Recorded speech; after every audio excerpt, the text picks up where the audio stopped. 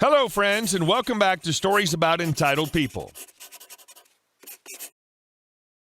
Let's start our video with another confrontation between a boss and a worker. But before we begin, don't forget to subscribe to our channel if you're new here and turn on notifications so you don't miss a new video every single day. Here we go. Downsized and told to take all my personal stuff. Will do, boss. I worked for a multinational company 10 years ago as the regional management running a two-way radio repair shop on the customer's main site. 6 direct report techs and an admin assistant. The techs rotated, but the admin assistant and I were there every day.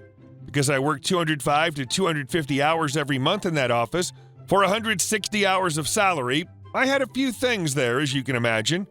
2.5 years into working there, I had annoyed my boss and lost the company lotto, so I was one of 4 people he downsized that year. I expected it months earlier when he let the first one go, but wasn't going to work worrying about it. One Monday, my fresh tech was late and not answering his phone and comes in 90 minutes late with my boss and HR in the vehicle. Guess today's the day. As part of the exit interview, they get to all personal property. Oh boy, time for some fun. Most people have 1 box, I ended up with 5. Coffee pot, toaster oven, microwave, my coveralls and boots. They tried to keep those, but I never submitted a bill. Oh, and my shelf of notebooks. Nothing was ever filed physically in my desk. My toolbox of electronics tools, soldering iron. By the time I was done boxing my stuff up, there was 2 well-equipped desks of 4, no microwave, a 40-cup coffee pot, and no USB serial cable to connect to the battery conditioner. Found out from my admin assistant that my boss had to spend just shy of $1,000 to re-outfit the shop that week before going home. At least they don't call it right-sizing anymore. That was some audacious BS they had going on back in the 90s. And our second story. You have run out of a Mulfac shuffle time. Decades ago, my father was studying computer engineering in America, and he was damn good at it too. He got his PhD, and from looking at the pattern recognition work he did to get it, I can say he's part of the foundation that allows for tech like facial recognition and similar. Anyway, at the time he was working on his master's degree, and for some reason his university hired/called in a PhD from China to lecture and assist in some work. This guy was a 10 for 10 a-hole. Nobody liked him. And the only thing he did was rub his PhD in your face, because if you only had a bachelor's, then you were below him. This guy would disrupt things, cut you off constantly, dismiss your opinions, etc. At some point, my father and his friends got sick of his crap, so they developed a simple yet infuriating plan to put the guy in his place. One day, the guy goes to log onto the uni system, only to be met with a message saying, "Error, you have run out of a Mulfac shuffle time. Please contact your local administrator." Of course, my father and his friends were the go-to people for this issue, so this man had to humble up and go ask my father what this error was, as he had no clue what a Mulfac shuffle time was. Nobody did. It didn't exist. Anyway, my father smiles at the guy and says, "Ah yes, our systems run on a Mulfac shuffle time. If you want more, you'll have to fill out Form 27B/6. For those of you who don't recognize the reference, Form 27B/6 is from the movie Brazil, where a man was told to threaten people with this seemingly non-existent joke form. People who weren't aware of the trick would back off when asked about whether they had first filed this form.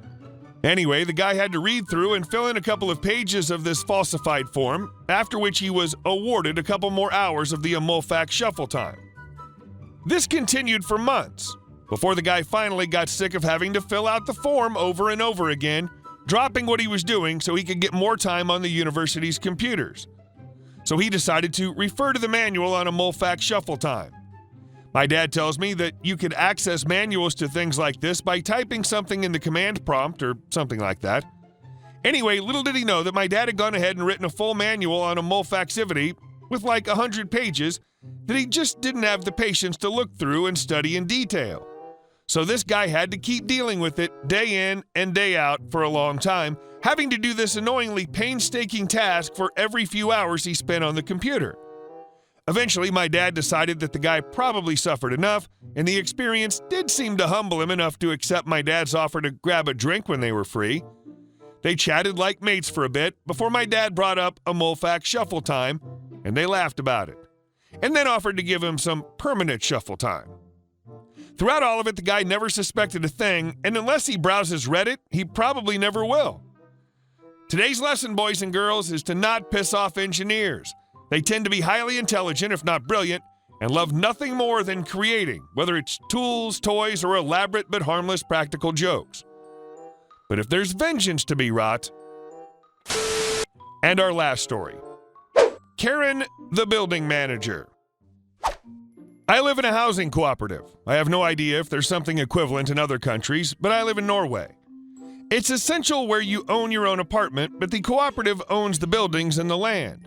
If you're going to make changes to the building, you'll have to apply for a permit. Otherwise, it's generally do as you please, as long as you don't bother your neighbors. Anyways, I put up a small greenhouse on my private patio, as many others had done, but not this exact type. This was an aluminum construction, not a frame with a loose plastic cover kind. The building manager, who's best described as a triple Karen, threw a fit. She actually watched me spending 3 days assembling the greenhouse, and the next day she called me and threw a fit. Not because I put up a greenhouse, but because I'd used screws to fasten it to the patio for stability. Apparently, I wasn't allowed to use screws on the floorboards, as this was considered changes to the building in her mind, and I'd destroyed the floorboards. Never mind, the whole patio was built with, wait for it, screws through the floorboards. Screws in the walls were okay, she told me. In response to me asking about why she'd put up shelves on her patio herself but not the floorboards, apparently the difference was monumental. And everyone should just know this, intuitively. Nowhere, literally nowhere, does it say fastening things to the floorboards or putting screws in the floorboards is not allowed. Not in the house rules, my contract, or in the National Housing Cooperative laws. But she was furious I'd done this. I took a deep breath, and as I'm quite creative, I immediately thought of a workaround. I'll just put it on wheels then.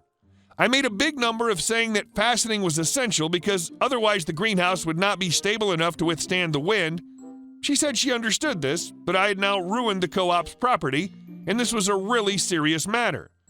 She told me to send an application for a permit to see if she could find a way to get approval from the board, but she could not guarantee I could keep it, she said, with the fakest of sympathies. So I sent in the application with photos saying what I had done and that I didn't think I had to apply to do it, as I never considered putting in a prefabricated greenhouse would be seen as changes to the building. My application was rejected as I anticipated, but she worded the rejection exactly as I'd hoped she would. I was not allowed to put in a fastened greenhouse, and she probably thought she'd been clever when she included that I was not allowed to put the greenhouse on my front lawn either. I'd worked the "it needs to be fastened to stable" angle hard because I hoped she, as the Karen she is, would fall for that reverse psychology. So I proceeded to put the greenhouse on wheels. I made a frame from 2x4s and put 8 small furniture wheels under the frame. I then lifted and screwed the greenhouse onto the frame. I put some boards on the sides just above the ground to stop the draft. Boom, mobile greenhouse. I can slide it all over the patio. I put some hooks in the walls and used transport straps to secure the whole thing to the wall for stability. The walls were okay to put screws in, remember? So in effect, my greenhouse is now in the same exact location, 4 inches taller, and with ugly blue ribbons tying it to the wall. And the patio now has 22 open screw holes ready to be filled with rainwater in the fall. But oh well, as she's repeatedly told me, it's not my patio. Then I sent an orientation email to the building manager with photos and videos of the sliding greenhouse and the rest of the board members on copy, where I explained in detail what I'd done and how every step was in compliance with the rejection email I'd received, which I of course included. I said the greenhouse was now to be considered a piece of mobile patio furniture, just like my sofa and chairs were, and that I now considered this subject to be a closed matter. I've not heard a single word from any of them. It's been over a week. I think I got her. I can't imagine she'll find a loophole that lets her legally dictate what patio furniture is allowed and not in the co-op, since the patios are stated to be for every apartment owner's private usage.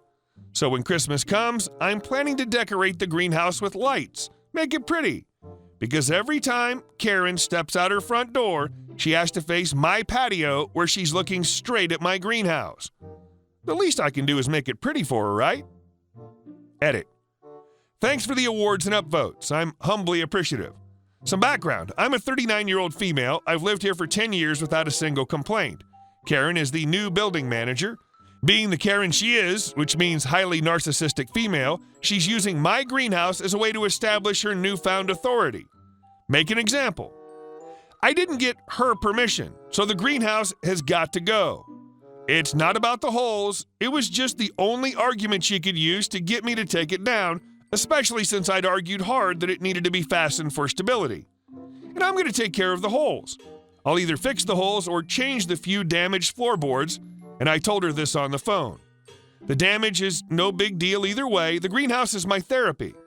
I suffer from PTSD, so keeping my therapy is kind of a big deal to me. Not trying to get sympathy, just saying why I decided to fight her on this. Update, October 1st.